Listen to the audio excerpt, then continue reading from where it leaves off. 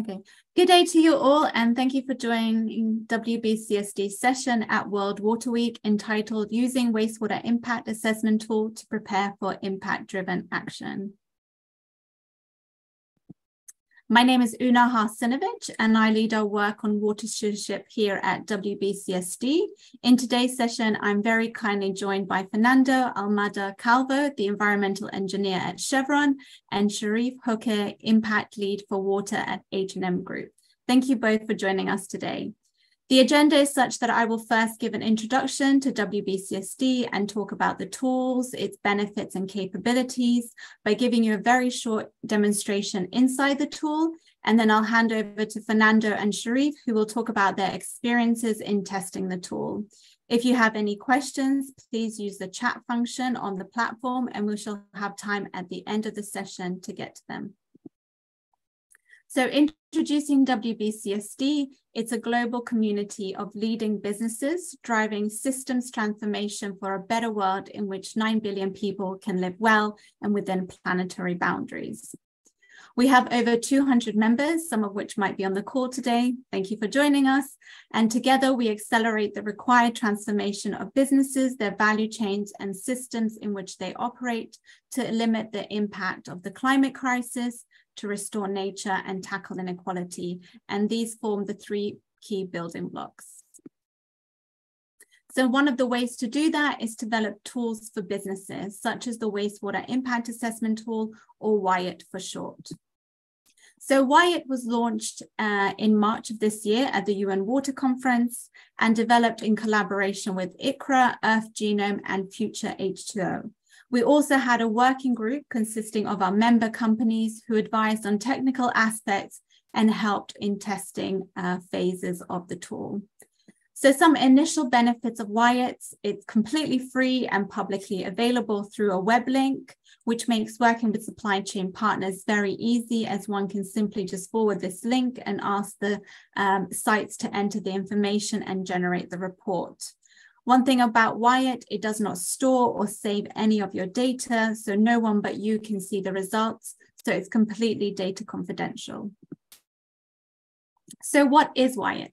So it's a tool that allows for site-level assessment of the pressures resulting from industrial wastewater. It helps users to understand what is the change in the state of nature and the resulting impacts on climate, biodiversity, and water security.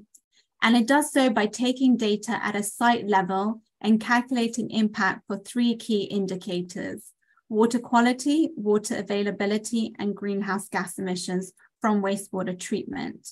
One thing I've already heard at the conference is that climate and carbon really takes precedence over water in business. And this tool is quite unique in the sense that it calculates the greenhouse gas emissions from wastewater impact. And you can use this figure to get water up the agenda in your company and make that link between carbon and water nexus. Okay, so let's look inside the tool. And so I'm just going to switch screens.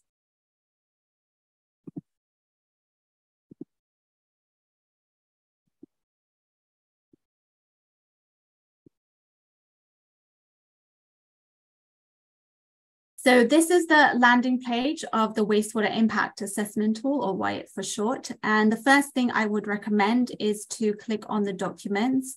There you can download the user guide, user manual, which is a step-by-step guide of how to use the tool, as I'm going to do a very short, very quick demo. And equally, you can download our science and methods. So we have been incredibly transparent with what calculations and data sources went into setting up the tool. So if you're interested or anything or want to know more, please do look at this document. It's quite lengthy, but everything is very open, publicly, and transparent. So going back to the tool, there's two ways to enter data at a site level and map sites. That's through an Excel template or through the web interface. And today I want to take you through the web interface and just show you how easy and quick it is to use. So first thing we need to do is to create an assessment. So we, for example, we'll just call it World Water Week. And here you can select your assessment period. So for example, if you want to do site-on-site comparison by monthly, quarterly, or annually, you can select the period here. and then create the assessment. And there's multiple ways to set up your sites in the tool. And one of the very simple ways is just to drop a pin and add a site. So for example, I'm adding a site here in Italy, and I'll add another site, for example, here in Romania. A site in Romania. And then the next thing you need to do, it's in Moldova now, add sites and data input. So you need to add site level data input for 4 different categories, but you only really need data for the mandatory fields, so the one in red. And those mandatory fields are very simple information that you should already have at a site level. So for example, it's site withdrawal, water quantity, meters cubed per day. Of course, the more information you provide, the better the calculations and the more credible the calculations are and the more accurate they are. But of course, if you only have the simple information, the mandatory information, the tool can work just as well. And another really great benefit of the WIAT tool is we don't only require primary data. You can use model data, you can use estimated data. And for those non-mandatory questions, you can also have put no data, and the tool will do its calculations. So here's one I prepared earlier, where I've mapped sites in India, France, Italy, and Romania. And straight away, you have the 3 key indicators, so water quality, water availability, and wastewater treatment. And at a very high level, you can already see which are the sites that are having very high impact. So you can see that the site in Romania is having very high impact in water quality and water availability. So you can drill down into that data and look at further some of the high impact areas. So for example, the eutrophication potential and water quality, and you can view the data in a chart form or a table form. So here we're looking at chemical oxygen demand, total nitrogen, total phosphorus, and you can see the data associated with that indicator. Equally, you can do the same with water availability and greenhouse gas emissions. So going back to the report, going back to the map view, what's really great about WIAT is we've also pulled in contextual indicators from widely available data sources and credible data sources, and you can overlay those indicators on your map. So for example, if we wanted to look at water scarcity ratios, we can add the water stress indicator, and as you see, the map changes. So you can further understand at a local context what might be the risk to that facility. So you can see, for example, the one in Italy has very extremely high water stress compared to the site in Romania. And so going to your report, you can actually add these global indicators as you like. There's around 15 global indicators, so you can select which to add. And so, for example, if we wanted to add the water scarcity, water stress, you can add that to the data once you want to export the report. So you can apply the analysis and it will apply what the water stress is for those 4 sites. Another great advantage of the WIAT tool is we've mapped it and aligned it with the CDP and GRI reporting frameworks to save you time and energy. So the data that you input into the WIAT tool will match it with questions related to the CDP and GRI standards. So for example, if we take just CDP, we can see that these data points, these 3 values relate to question W1.2b in the CDP questionnaire. So you can simply just copy and paste that into the CDP questionnaire when you come to do that. And so once you've done all this data analysis, you'll of course want to export the report and that you can do here, and you can add these different global indicators. And then the report will look like this. So you'll have the high level and the 3 key indicators here. And then of course, you'll have more detailed data analysis and drawn in a different way in table or diagram form. Okay. And now I wanted to go back to my presentation.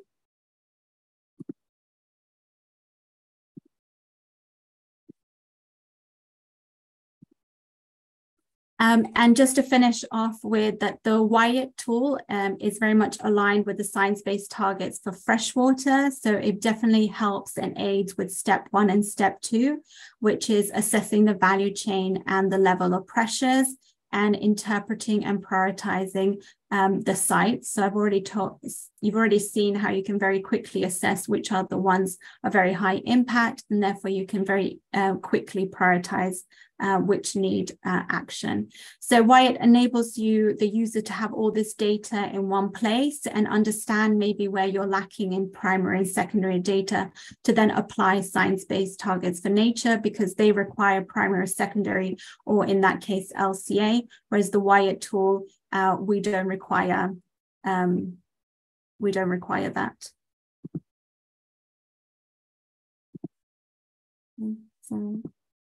So I'm just choosing. Okay. Sorry, we'll just have to go to the next slide.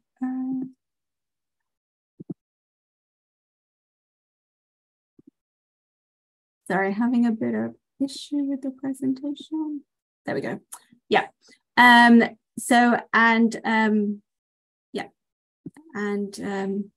the third thing I wanted to say is that it's very much aligned. So SBTN looks at data quality and data availability. And those are the two indicators also in the WIAT tool, where we look at quality. We're also looking at total nitrogen, total phosphorus, and chemical oxygen demand. And those are the mandatory information that you need to input into the tool.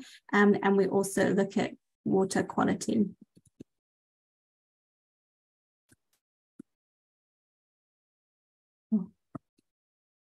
I'm having very big issues with my presentation. Sorry about this.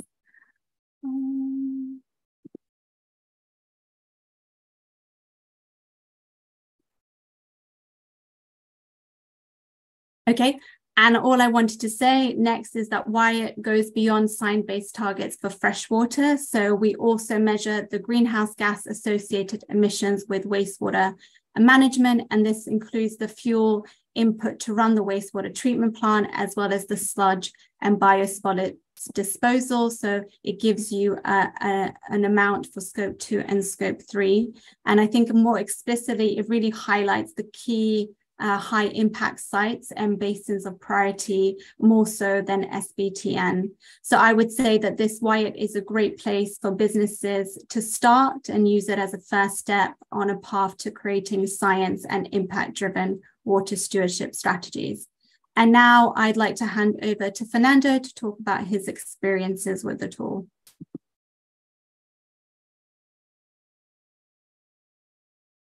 Thank you, Una. Appreciate that. Thank you for the invite, and happy to be here. Yes, I'll go over a little bit of our experience here testing the tool. So yes, we tested the tool for a handful of downstream operations. We populated it with the available data that we had at the time. And I have to say that most of the data was available, so that the tool doesn't require a crazy amount of data that's totally unavailable. At least from our experience, the sites that we chose had the data. I was able to calculate that. Maybe a handful of chemical compounds when it came to add the pollutant of concerns were not available, but otherwise, most of the data was available. So we reviewed the assessment output with the objective to first assess its technical soundness, right? Make sure that the calculations were correct and that the outputs made sense. Second, we assess the potential utility for us, for our operations, for the corporation. And third, we provided feedback on usability. We provided some feedback to WBCSD at the time. I think we tested the very, very first version of the tool and then the second version. So hopefully that feedback was useful for the team. Now, some thoughts regarding the tool. I think it's a good framework for a large company like us with many operations to gather relevant information on water and wastewater management. So it helps organize the information in a way that is relevant to assess risk. It displays interesting geographical context, like Una mentioned, the water stress, P's, the population, the amount of water available in that region, etc. So I am a GIS fan, or fanatic really. So I truly appreciate this function, and I think that function has the potential of being even more than what it is right now. So it's really good to have that geographical context. You can look at your facility at that level, and provide that global data set is really useful. Now, one piece that I really liked was the greenhouse gas emissions estimator, particularly regarding the emissions related to different wastewater treatment systems. As a side note, this may be an easy-to-use tool for wastewater treatment plant design engineers looking for or looking to minimize GHG emissions of new plants. So it can be a useful tool for that. Anyway, now, so finally, just to finish up here, my main point regarding this tool is that depending on where a company is in its review of potential impacts of wastewater, the output of the tool can be a useful starting point and a useful data point, among others, to evaluate the risks at their facility or a company-wide level. Anyway, I will hand this over to Sharif. Thank you very much for your attention. Appreciate that. Thank you, Fernando, and thank you, Una, for bringing us in this webinar. And then we have been able to share our experience from apparel and textile, because we are being into a completely different industries where we do not own any facilities, but rather than we work with many of our business partners in many of the basins that are being highly water stressed or water scarce already. So I think as a kind of introductions, I would say that we have been kind of done a WIAT tool pilot in one of our prioritized basins in Bangladesh. We call it Greater Dhaka watershed areas, where we have been kind of done this pilot with a few of our suppliers, and we want to kind of collaborate with. We did collaborate with WBCSD from the prototype to kind of the pilot phase as well, because we really wanted to align it with the reality of apparel and textile, and then with that, we also like to kind of look into what are the other benefits that we can get from this tool. And one of the benefits that has been told by you, Una, and then Fernando has also emphasized that the uniqueness is, of course, looking at the GHG emissions from the wastewater discharge treatment plant and all those things. But we kind of the other big areas of why we have been kind of really inspired to use this tool is that this has been taking the holistic approach into the wastewater quality.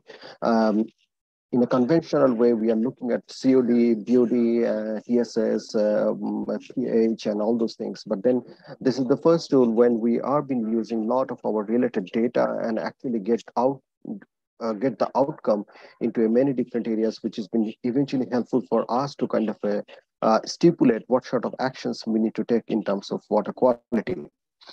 And having said that, I think we have learned a lot when we have been used this tool, and then probably we will share what we have been learned. Next page, please, Una. In terms of our learning, I think the three areas that I would mention is that this is, of course, one kind of tool that really able to identify the impact of nature from the pollutions that has been coming out of the industries, and there is no other tool being exist which we are being kind of think about, because that's a kind of quite a gap that we have been seeing so far. And also this tool, WIAT tool also helped our business partner and as well as to kind of look into some of the areas which are considered as a gray area, like GHG emissions from sludge, or where the ETP operations are not been part of the kind of a scope and all those things. The important fact that we have been taken from the WIAT tool is that how we have been kind of understood our kind of the conventional understanding of improving wastewater quality has now been expanded to other aspects, which is also kind of shaping our future water quality related goals. But at the same time, we see there are 3 areas where we can improve a lot, especially in our supply chain, where when it comes to data availability and competence. In many of the cases, not all the data were been available. I mean, of course, we mean that not the mandatory one, the whole set of data, and also the competence to understand the tool in a better way is a kind of an area there where we need to improve. The other areas that what we wanted to see is in the future is that how we can aggregate those wastewater impact to a company like us, because there are many supply chain business partners, but then if we want to aggregate their overall impact into H&M group level, how that can be possible, that's probably an area that we need to look at in the future iterations or versions. And of course, as Una, you mentioned that it is all way beyond already with the SBT on water quality, but I'm sure that this will be continuously used and kind of aligned further with the approach or methodology that has been improving in the SBT on water quality. Thank you, and over to you, Una.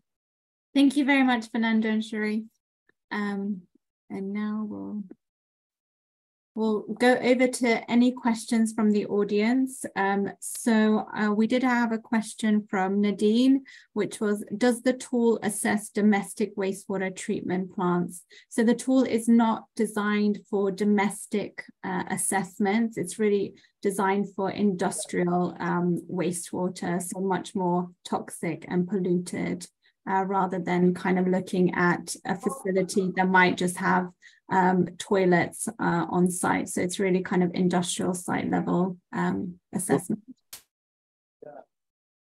Any more questions? And I've also put here an email address that you can contact us on, so wiat.icra@gmail.com, if you have any more questions about the tool. So any more questions? I mean, we have Fernando and Sharif here. Any more kind of from a business perspective, questions for the two? Una, can I add a little bit to that question? Certainly the tool is aimed for industrial users, but there are 3 aspects that maybe even a domestic plant can use this. Is the eutrophication piece for sure. You know, nutrients are indeed a part of domestic wastewater, and you can assess that piece using the tool. It's not going to be totally well up, but it can be used. It can be adapted to that. That's my technical opinion, at least. Yes, indeed. But I think the full potential of the tool is really aimed at industrial wastewater. So I think, yeah, you're right. You can definitely use parts of it for domestic, but it's way more powerful for industrial. And Alex, you asked, what are the next steps regarding the tool? The next steps are to promote it to businesses so we can have a wider range and more users and understand how they're using it and understand their feedback. And then, of course, there's an opportunity to develop it further. But at the moment, we've just launched it this year, and we're really looking for as many users as possible from different industries to start testing it, using it, applying it to their water stewardship strategies.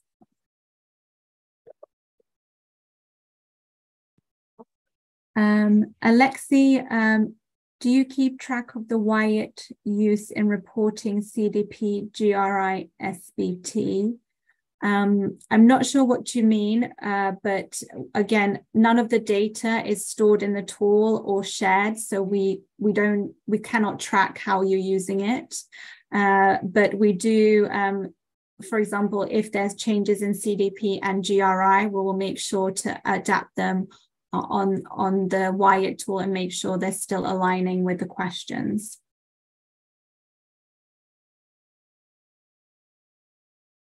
Okay, Alessandro, you asked what class of chemicals are considered.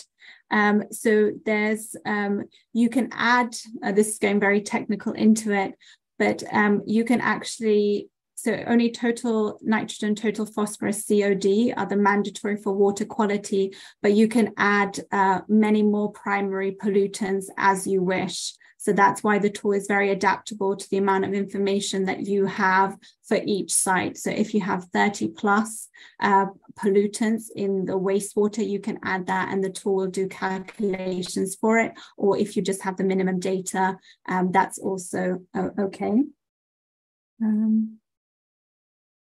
Yeah, I wanted to post the link to the tool, but I'm having trouble with technical difficulties. So maybe if I just stop share, and Nelly, maybe you can post the 3 links that I share now into the chat of the platform. Yes, I will help you with that. Thank you. Sorry about that. And we've just got 3 more minutes. Okay, so Prerna Prasad, I posted the link.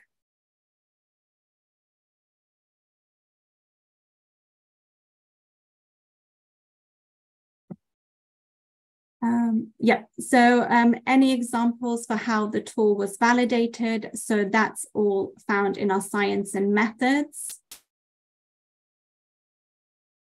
Yeah, and we do not track what companies are using the tool. Of course, if you'd like to let us know that you're using it and communicate that publicly, we can do that. But what's unique about the tool is that we really don't store any data or share any data. Okay, and I think I'll just go back to my presentation because I have to wrap up in 3 minutes. So thank you so much for all your questions, very useful. And again, yeah, if you have any more questions, please do just email at wiat.icra@gmail.com and we'll get to them.